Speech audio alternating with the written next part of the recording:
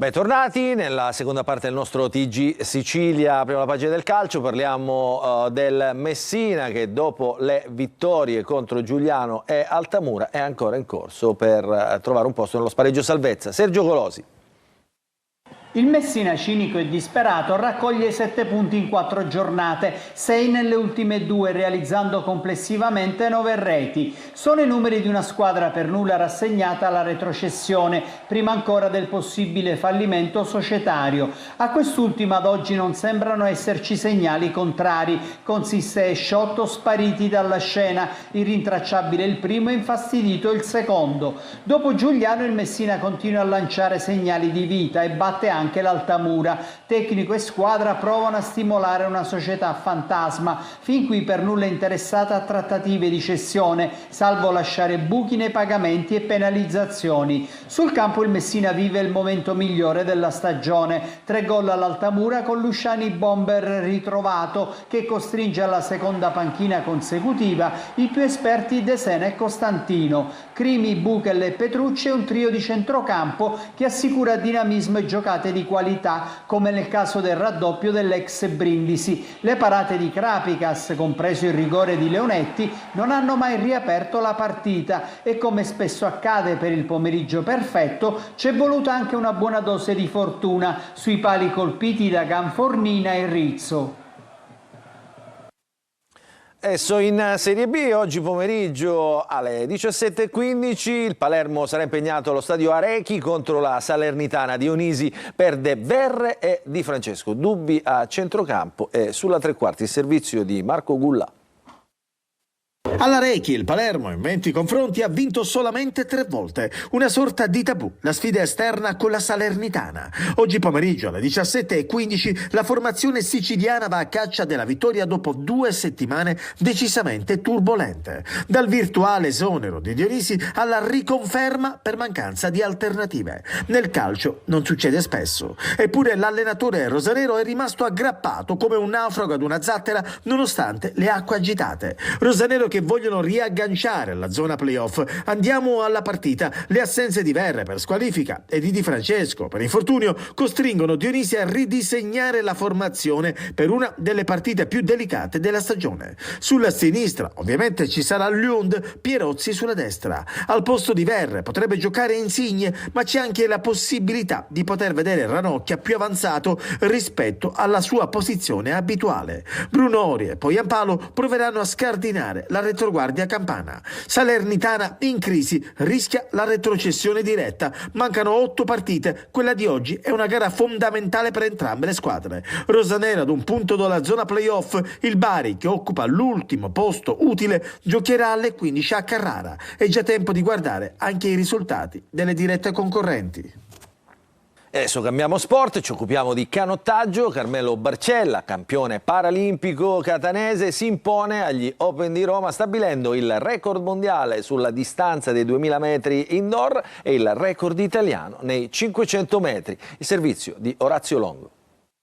12:21:01, nuovo record mondiale di canottaggio nei 2000 metri lo ha stabilito Carmelo Barcella, campione paralimpico catanese dell'Associazione Sportiva Iride Onlus Catania durante il Championship Italy Open di canottaggio indoor, una sorta di campionato mondiale paralimpico svoltosi a Roma al Foro Italico.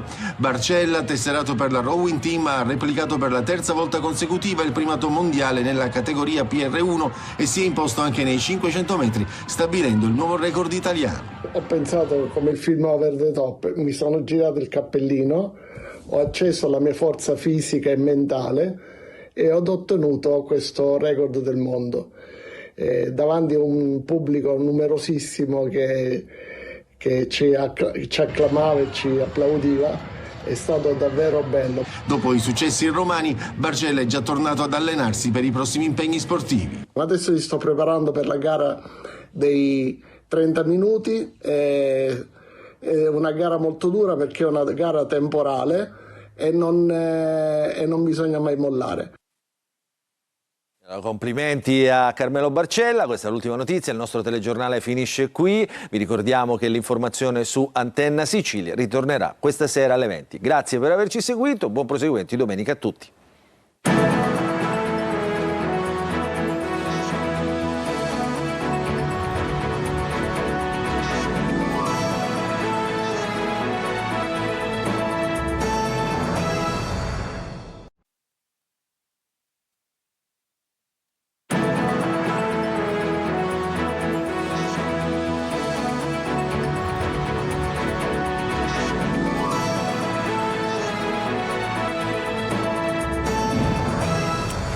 Buonasera e buona domenica, benvenuti alla TG Sicilia, vediamo i titoli di questa edizione.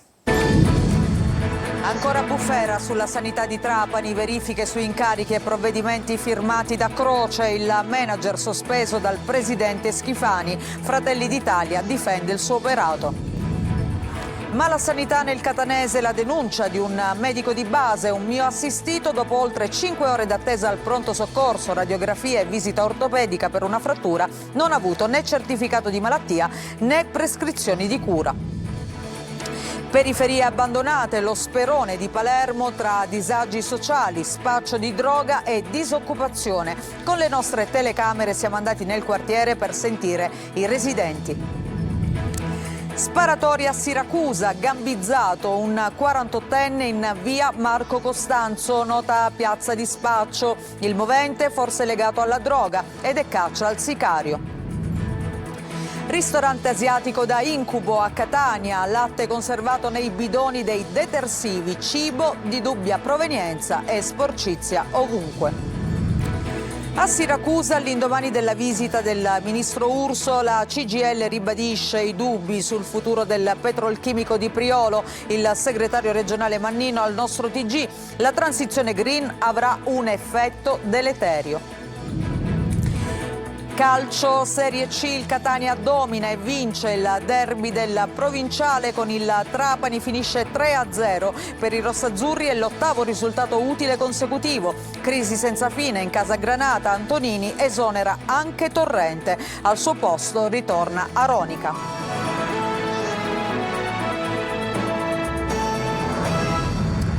Bentrovati, ancora la sanità regionale in primo piano, è ancora in corso l'ispezione ministeriale all'ASP di Trapani dopo lo scandalo dei referti istologici in ritardo, nonostante il manager Croce sia stato sospeso.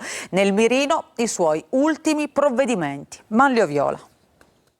L'assessorato regionale alla salute passerà al vaglio la legittimità di tutti i provvedimenti firmati dal manager dell'ASP di Trapani, Ferdinando Croce, nelle ultime ore del suo incarico antecedenti la notifica della sospensione e l'avvio della procedura di decadenza. Si tratta di una dozzina di incarichi di primariato e di ben 2 concorsi banditi nelle ore in cui era ormai chiaro che sarebbe scattato il provvedimento di sospensione.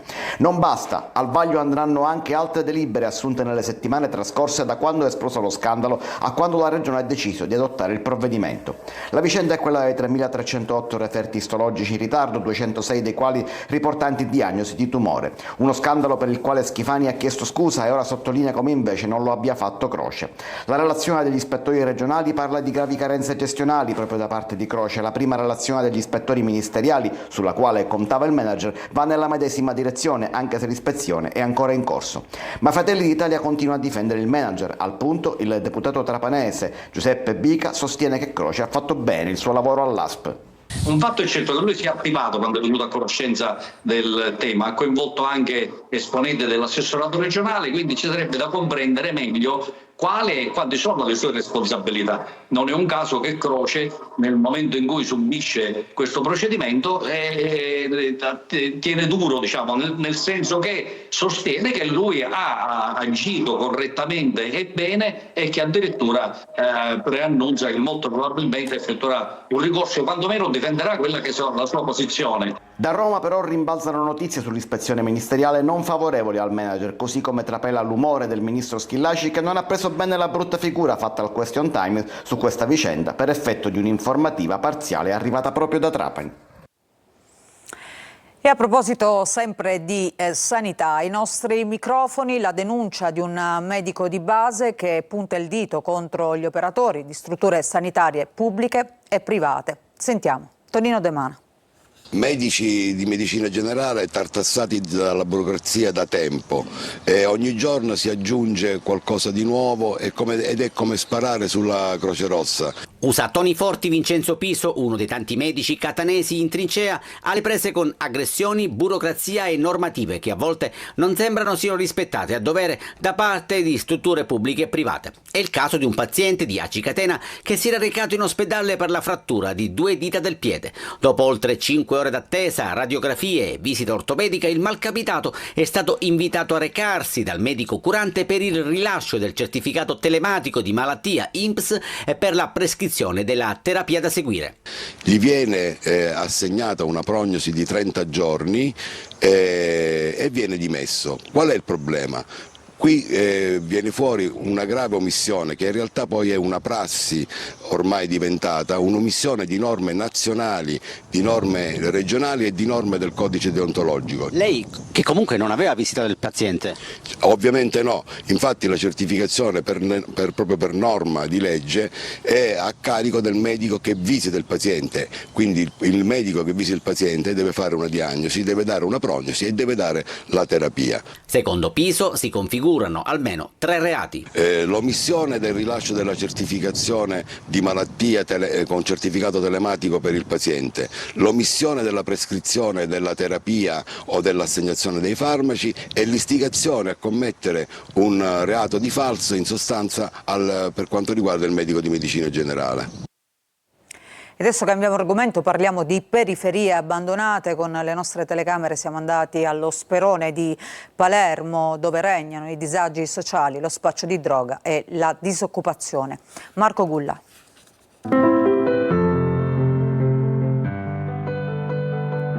Periferie abbandonate, come il titolo di una serie TV, anche se qui è tutto reale. Sperone di Palermo, nonostante lo sforzo di cittadini e istituzioni locali, il quartiere continua ad annaspare tra disagi, povertà, spaccio di droga e mancanza di servizi fondamentali, come un asilo pubblico. Non ci sono cittadini né di serie A né di serie B, siamo tutti uguali, quindi non è giusto abbandonare un quartiere come questo. Se mio figlio vuole uscire e fare una passeggiata qui, non ha uno spazio verde per giocare, comunque dobbiamo allontanarci con la macchina. Qui non abbiamo neanche un parco giochi, una cosa dove i ragazzi si possono riunire a giocare.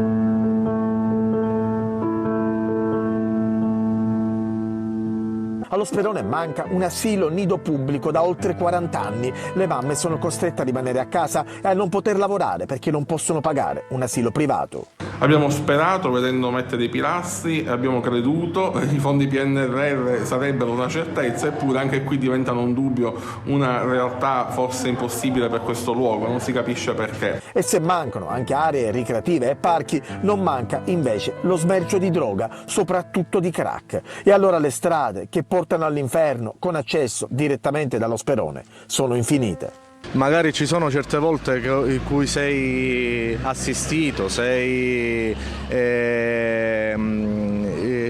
le istituzioni presenti e poi momenti in cui proprio cade tutto. Ma i ragazzi hanno bisogno di stare per strada, non davanti al telefonino tutta la giornata, e non hanno spazi in cui poter stare insieme.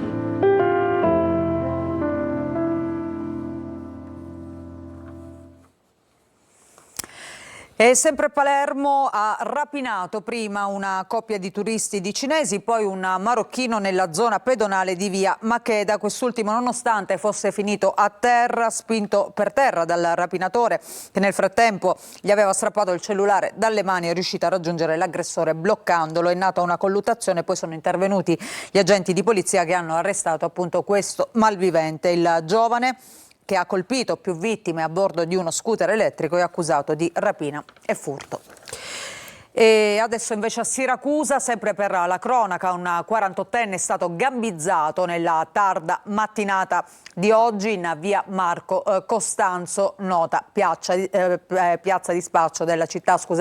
Adesso è all'Umberto I in gravi condizioni. Secondo gli investigatori si potrebbe trattare di un avvertimento forse legato proprio alla droga. Intanto è caccia al sicario. Ci dice tutto Francesco Aloi.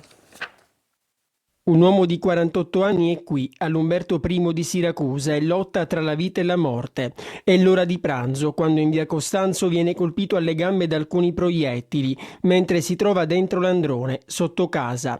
Qualcuno si avvicina, pistola alla mano, quasi certamente per un'intimidazione. Poi l'uomo rimane a terra, mentre il sicario fugge via, facendo perdere le proprie tracce. Sono diversi colpi d'arma da fuoco esplosi, botti che non sono passati inosservati inosservati e che hanno rotto il silenzio nella difficile zona popolare. La polizia sta seguendo ogni pista, anche se la più probabile sembra quella legata allo spaccio. La vittima, già nota alla giustizia, infatti avrebbe precedenti per droga. È proprio questa, a 2 passi dal parco di Bosco Minniti, è una delle piazze di spaccio più attive della zona nord della città, in ambito malavitoso, chiamata Bronx.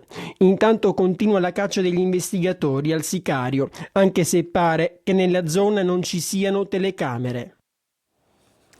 La Cassazione ha respinto il ricorso e quindi diventa definitiva la condanna di Salvatore Emanuele Faraone, di 25 anni, di Partinico, con l'accusa di tentato omicidio, danneggiamento e resistenza a pubblico ufficiale nei confronti di 2 carabinieri. L'accusa ha retto in tutti e 3 i gradi di giudizio e per il giovane quindi esecutiva la pena di 7 anni e 8 mesi di reclusione.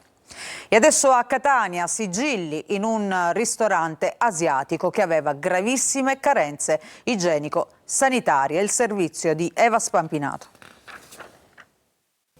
Quando la task force coordinata dalla polizia è entrata in questo ristorante di cucina asiatica nel centro storico di Catania, la scena che si è presentata ai loro occhi non ha lasciato dubbi sulla totale assenza di requisiti igienico-sanitari necessari per lavorare.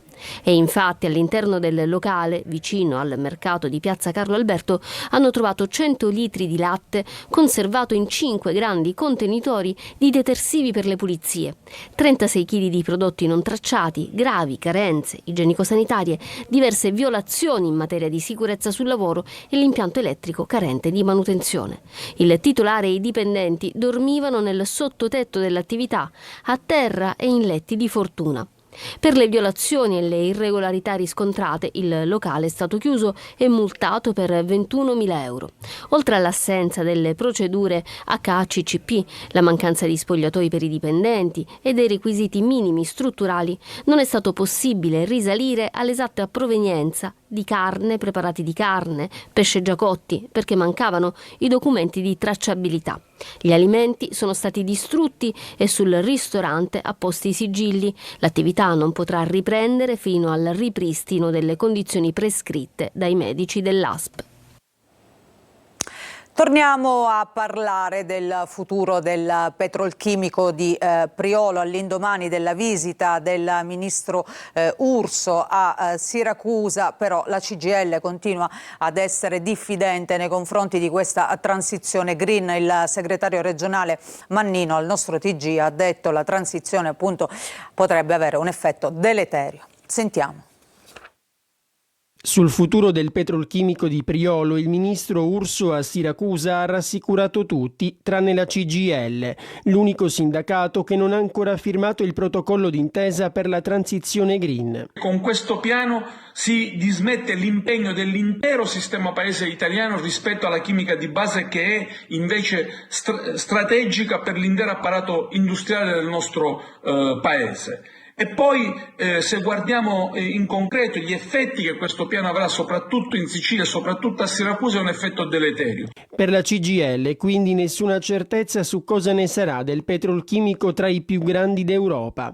Il titolare delle imprese nella sede di Confindustria ha detto che sul tavolo ci sono 2 miliardi di euro che garantiranno tutela di lavoro e ambiente. È vero che c'è un investimento di 2 miliardi di euro, ma rispetto a tutto il perimetro Eni del nostro paese, in Sicilia vengono investiti poco più di 800 milioni di euro che non vengono territorializzati, e quindi noi non sappiamo quando verrà investito a Siracusa e quando verrà investito a Ragusa. E se Urso ha garantito la massima attenzione anche sull'indotto? Ma già oggi le associazioni datoriali ci dicono che hanno dovuto ridurre, che stanno riducendo la forza lavoro nell'indotto, pensiamo a partire dal settore dei trasporti.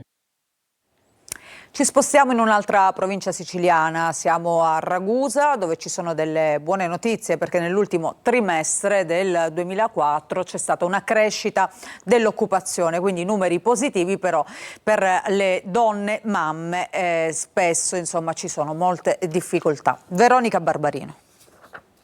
Occupazione in crescita in provincia di Ragusa, mezzo punto percentuale secondo l'Istat nell'ultimo trimestre dello scorso anno. Un dato positivo che vede anche l'aumento del lavoro stabile del più 1,8% e un calo dei contratti a termine. L'area eblea quindi rispetto al resto delle province siciliane si piazza sul podio per incremento medio, ma pur in presenza di una diminuzione del numero dei disoccupati vede la risalita degli inattivi più 2,5%, con un aumento più forte tra le donne e i giovani. Altri dati da sottolineare in area eblea sono quelli che hanno a che vedere con il lavoro femminile e le mamme, che spesso lavorano part-time. Lavoro part-time in un centro estetico. E riesco con i miei turni a conciliare la famiglia e il lavoro, per fortuna, e quindi sono molto contenta di questo perché riesco anche a realizzare me stessa. Ho 2 bimbe, certo lavorare sicuramente, conciliare il tutto non sarà semplice, però al momento sono a casa e in attesa insomma di trovare anche un lavoro part-time che non sarebbe male. È difficile comunque conciliare lavoro e bambino, anche se comunque io faccio mezza giornata, quindi la mattina lavoro e lui va al nido. Secondo molte donne servirebbero più occupazione stabile, più welfare, più parità salariale, un piano per gli asili nidi e un incentivo per il lavoro femminile. E adesso lo sport, parliamo del canottaggio perché Carmelo Barcella è campione paralimpico, un catanese che si impone agli Open di Roma stabilendo il record mondiale sulla distanza dei 2000 metri indoor e il record italiano nei 500 metri. Ai nostri microfoni dice mai mollare. Orazio Longo. 12:21:01, nuovo record mondiale di canottaggio nei 2000 metri lo ha stabilito Carmelo Barcella, campione paralimpico catanese dell'Associazione Sportiva Iride Onlus Catania durante il Championship Italy Open di canottaggio indoor, una sorta di campionato mondiale paralimpico svoltosi a Roma al Foro Italico. Barcella, tesserato per la Rowing Team, ha replicato per la terza volta consecutiva il primato mondiale nella categoria PR1 e si è imposto anche nei 500 metri, stabilendo il nuovo record italiano. Ho pensato come il film Over the Top, mi sono girato il cappellino, ho acceso la mia forza fisica e mentale e ho ottenuto questo record del mondo davanti a un pubblico numerosissimo che ci acclamava e ci applaudiva. È stato davvero bello. Dopo i successi romani, Barcella è già tornato ad allenarsi per i prossimi impegni sportivi. Adesso mi sto preparando per la gara dei 30 minuti, è una gara molto dura perché è una gara temporale e non bisogna mai mollare. E tra poco invece il calcio con il Palermo che ritorna alla vittoria per quanto riguarda la Serie B, invece per quanto riguarda la Serie C il Catania vince il derby al Provinciale contro il Trapani. Tutto questo tra pochissimo, una breve pausa, vi aspetto.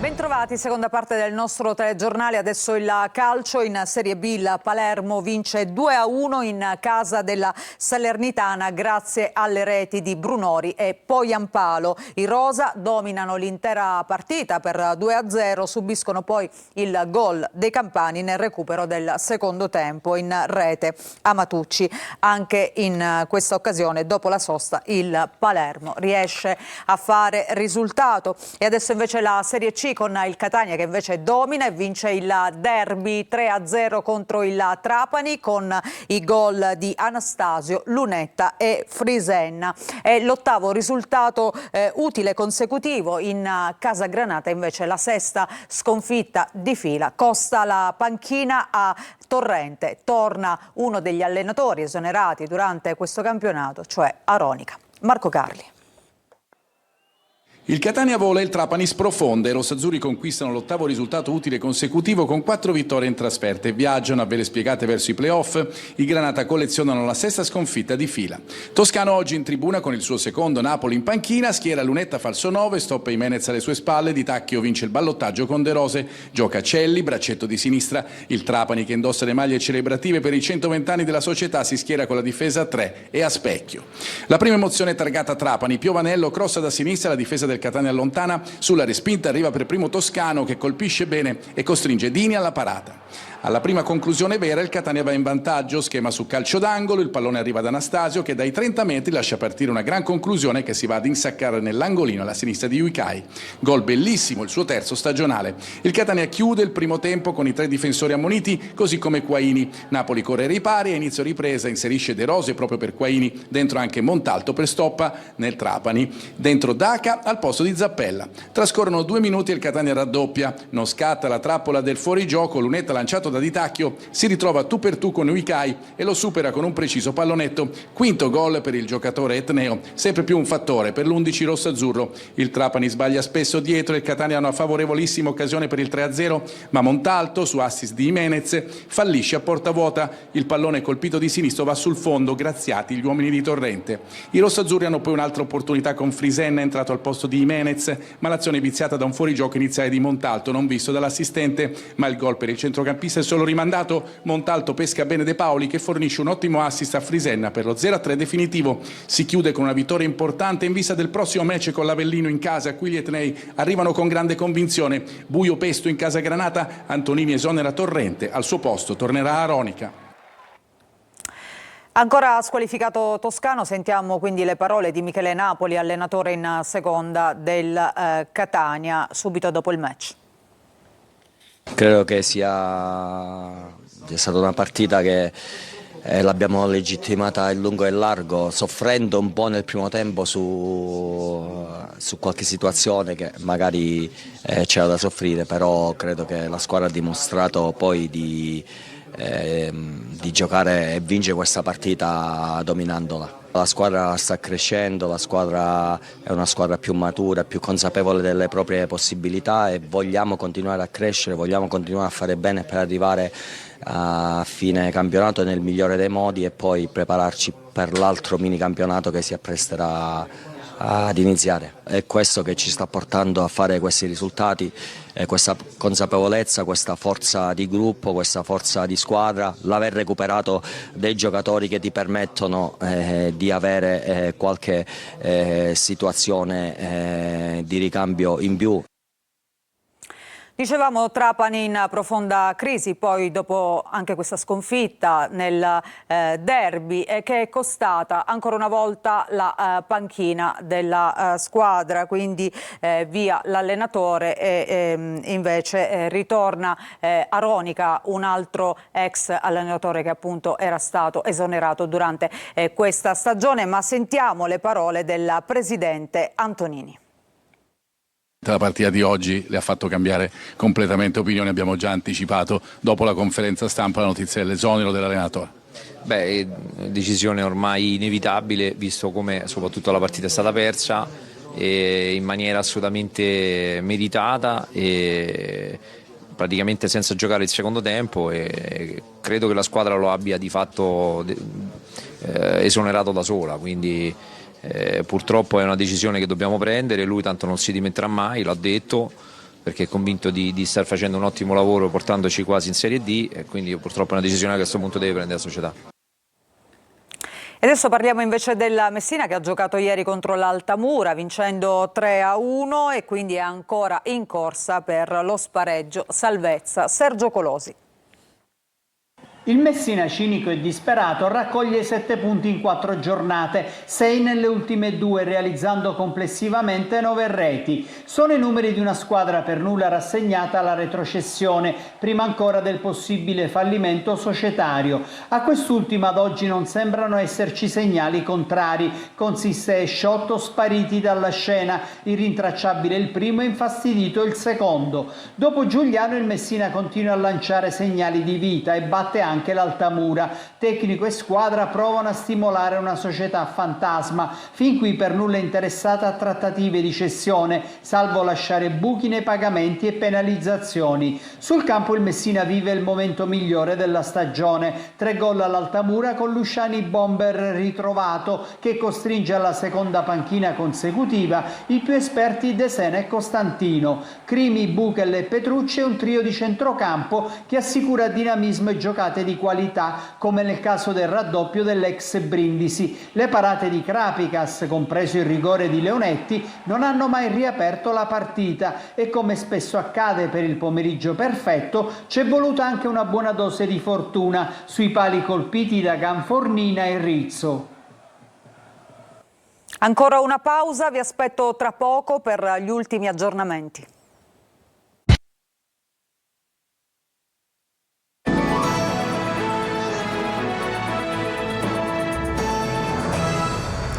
E c'è una notizia di cronaca perché è stato operato nel pomeriggio all'ospedale Cannizzaro di Catania l'uomo che alle prime luci dell'alba sarebbe precipitato da una scarpata nella zona del quartiere Valverde a Enna. Sul caso sono state avviate le indagini della polizia che stanno provando a ricostruire quanto accaduto nella serata di ieri. Secondo le prime informazioni, l'uomo, che è in gravi condizioni, prima di finire nella scarpata sarebbe stato assieme ad un'altra persona, forse una donna. Dei testimoni avrebbero riferito di aver sentito un litigio provenire proprio dalla strada. Sarebbero volati degli insulti fino a quando appunto sono state avvertite delle urla le forze dell'ordine appunto che sono intervenute, che stanno indagando su questo caso. Noi ci fermiamo con questa notizia, si chiude questa edizione del TG Sicilia. Grazie per averci seguito, vi auguro un buon proseguimento di serata.